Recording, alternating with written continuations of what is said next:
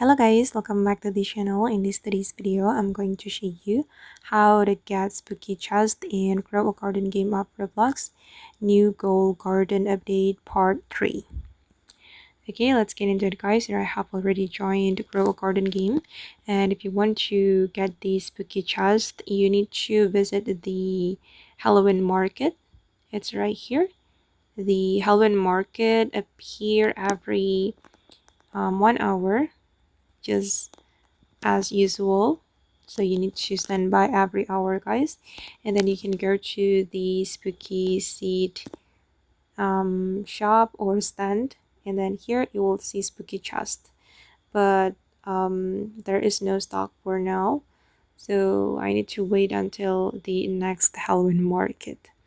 And I'm going to go to the shop to show you the possible reward from the chest.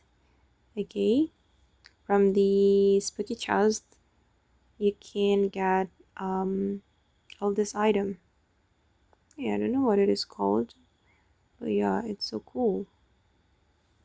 Okay guys, and that's how we can get the spooky chest in Grow a Garden game of Roblox New Goal Garden Update Part 3. I hope this video will be useful for you. Thank you so much for watching, and bye.